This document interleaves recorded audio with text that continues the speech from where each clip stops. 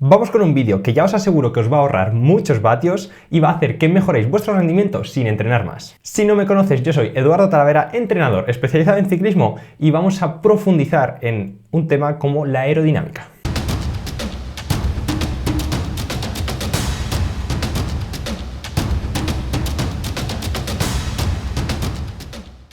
Pues bien, como el nivel de todos los que seguís este canal cada vez es más alto, pues toca subir el nivel de los vídeos. Hoy vamos a hablar del concepto de CDA, cómo se calcula, cómo aprovecharlo a nuestro favor para que se convierta en nuestro mejor amigo y además este vídeo va a sentar las bases de muchos de los vídeos que voy a hacer más adelante. Hace ya unos meses, cuando empezaba este canal, subí un vídeo, por aquí os lo dejo, un poquito más básico hablando del CDA y analizando diferentes posiciones encima de la bicicleta. Pero hoy vamos a ir un pasito más allá.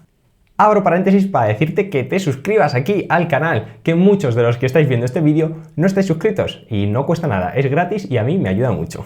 Seguimos con el vídeo.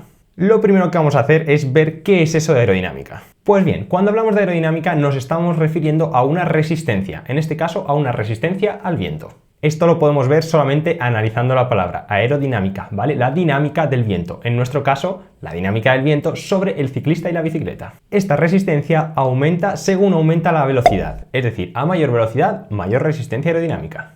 Es por esto que si durante el vídeo estás atento, vas a aprender a cómo luchar contra esta resistencia de manera más sencilla y así mejorar tu rendimiento. Obviamente en este vídeo nos estamos centrando en el ciclismo, pero esta resistencia aerodinámica existe en el resto de objetos que hay en movimiento, pues ya sean un coche, un avión o incluso una pelota. En la aerodinámica de un ciclista entran en juego diferentes componentes como el propio ciclista, la bicicleta, los componentes y el equipamiento que llevemos. Pues bien, esta resistencia de la que hablamos la medimos mediante el CDA, que no es más que la relación entre el coeficiente de arrastre y el área frontal. Pero tranquilos, que ahora os lo explico. El coeficiente de arrastre es un número adimensional que trata de decirnos cómo de aerodinámico es un objeto, es decir, la capacidad que tiene para romper el aire. Y por otro lado, el área frontal es la superficie del ciclista y bicicleta expuesta en la dirección del movimiento.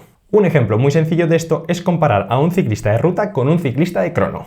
Sabemos que el de crono a simple vista es más aerodinámico, ya que justo tiene un área frontal más pequeña, que es lo que busca la bicicleta de la cabra, el reducir ese área frontal. Pero ojo con esto cuando queremos comparar dos posiciones similares, porque aquí es donde entra en juego la forma del sujeto, que puede hacernos confundir cuando el área frontal es similar. Y es que, como estaréis viendo en esta foto, aquí es donde entra en juego ese CD o ese coeficiente de arrastre que habíamos dicho al principio, porque como veis las diferentes formas tienen un mismo área frontal, pero en este caso tendrían un diferente CDA. Pues bien, con esto ya tenemos la base de este vídeo. Ahora vamos a ver qué cambios podemos hacer y cómo afecta esto a nuestro rendimiento. De primeras, lo que más afecta a nuestra aerodinámica es sin duda la postura, es decir, nuestra posición encima de la bicicleta. Esto es debido a que del 100% de esa aerodinámica que estamos hablando, entre el 70 y el 80% es el ciclista y entre el 20 y el 30% es la bicicleta. Para no repetir lo que dije en el vídeo ese que os comentaba al principio de hace unos meses, básicamente, para que os hagáis una idea, entre dos posiciones, una agarrado arriba a las manetas, donde vamos normalmente, o simplemente agarrado arriba a las manetas y flexionando los codos a 90 grados, puede haber una diferencia de hasta 7 minutos o más en una prueba de unas 2 horas y media, más o menos. Y como he hablado antes del CDA, pues es que estaríamos pasando de un CDA de 0,35 a 0,29, para que os vayáis familiarizando un poco con estos datos. Para que os hagáis una idea, un ciclista de contrarreloj está por debajo de 0,2 de CDA. Y visto que la posición tiene tanta importancia, vamos ahora con la bicicleta. Aquí nos encontramos normalmente con dos tipos de cuadro, el aero y el escalador. Y bueno, también tendríamos el gran fondo. Pero bueno, ya para los que no sepáis de qué estamos hablando en cuanto a geometrías, por aquí os dejo un vídeo que también subí hace tiempo donde comparo los tres tipos de bicicletas. Pues bien, la diferencia entre un cuadro aero y un escalador puede ser bastante grande dependiendo de la marca y nos podemos llegar a encontrar diferencias de hasta 0,02 puntos en el CDA. Vamos a hacer los cálculos para que veáis un caso práctico, más o menos. Un ciclista de 70 kilogramos moviendo 260 vatios, ¿qué diferencia hay entre ir a 0,32 de CDA o ir a 0,30? Y es que los resultados nos darían que podríamos estar en una diferencia entre 10 y 15 vatios. Que ojo, no es poco para solo estar comparando el cuadro. Pero bueno, ten en cuenta que esto también depende de la velocidad a que vayamos, como hemos dicho al principio. Pero es que cuando hablamos de aerodinámica de la bici, no solo nos estamos refiriendo al cuadro, también nos referimos al resto de componentes, pues neumáticos, el manillar que llevemos y muchas cosas de esas. Por ejemplo, en el podcast que hicimos, que os lo dejo también por aquí, con Jaime Menéndez de Luarca, hablamos de la diferencia entre neumáticos, que podía ser de hasta 15 vatios simplemente entre un neumático de entrenamiento, como puede ser un Continental Gatro Skin, y un neumático de contrarreloj, como puede ser un Continental 5000 TT. Para que os hagáis una idea, 15 vatios por neumático. Y una de las cosas más fáciles, pero que muchas veces se nos olvida, es la limpieza de la transmisión, que nos puede hacer estar perdiendo entre 5 y 10 vatios. Y aquí me quiero parar para introducir otro nuevo concepto que está relacionado con el tema de la transmisión, que es el de la eficiencia mecánica. Para que os hagáis una idea, pues básicamente es la eficiencia de la transmisión que llevamos, que en cuanto a números, para que ya poco a poco los vayáis relacionando, sería en torno a 0,94 con una transmisión descuidada, 0,96 con una transmisión que tenemos cuidada pero no optimizada, y una transmisión de 0,98 que sería una transmisión optimizada, la que sería de competición. Y ojo, es que así suma y sigue, para que veas simplemente cuidando algunas cosas las grandes diferencias que puede haber en vatios y en ahorro de energía. Y antes de continuar, quiero introduciros otro concepto que quiero que aprendáis, y es el de coeficiente, lo tengo por aquí, coeficiente de resistencia a la rodadura, también conocido como CRR. Esto es un parámetro que mide la resistencia del neumático con la superficie en la que estamos rodando. Depende de varios factores, entre ellos el neumático que llevemos, la presión, el tipo de superficie en la que estemos y las condiciones de esa superficie. A diferencia de la resistencia aerodinámica, que aumenta con el cuadrado de la velocidad, esto quiere decir, lo que hemos dicho al principio, que a más velocidad más aumenta la resistencia, el tema del coeficiente de rozamiento a la rodadura es lineal, es decir, no varía, pero sí que puede variar obviamente en función del peso y del material que usa el neumático. Y aquí, de nuevo, para que os vayáis familiarizando con números, porque lo que quiero es que aprendáis, os voy a leer los diferentes tipos en función de la gama de neumático, es decir, los diferentes coeficientes de rodadura que nos podemos encontrar. Por ejemplo, si vamos a un neumático de gama alta, ¿vale? Nos podemos estar encontrando con un coeficiente de rodadura de 0,025 a 0,04. Un gama media sería de 0,045 a 0,06.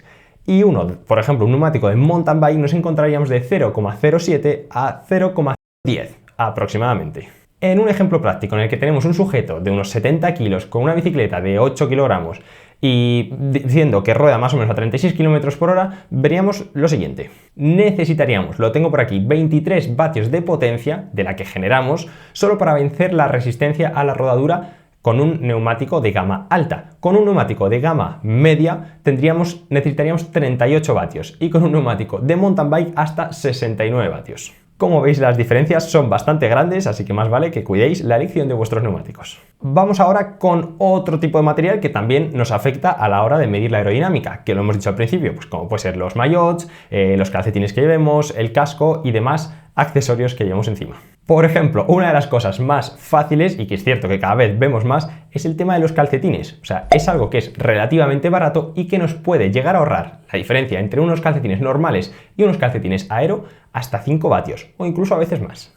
Y lo mismo pasa con los cascos. Muchas veces nos compramos el que más nos gusta, pero es cierto que entre un casco de ruta convencional y un casco de ruta aerodinámico, pues puede haber 15 vatios fácilmente. También es cierto que aquí habría que tener en cuenta el tema de si es más o menos transpirable. Pero bueno, ya vale con el tema del material, que a este paso me vas a odiar por crearos necesidades que no teníais antes. Y es que todo esto está muy bien, pero ¿cómo medimos nuestro CDA? Pues a día de hoy lo podemos hacer de una manera profesional o de una manera de estar por casa. Obviamente las pruebas profesionales nos van a permitir hilar un poquito más fino, y entre ellas encontramos pues el túnel de viento, la medición en velódromo o también dispositivos de medición de aerodinámica en exterior, aunque estos últimos todavía les falta por hilar un pelín más fino. Si lo que queremos es hacer una prueba casera, pues en este caso tendremos que coger pues alguna carretera lo más llana posible e ir haciendo cambios de material. Pero estos cambios deben ser cambios grandes, porque si no, no lo vamos a apreciar en los datos.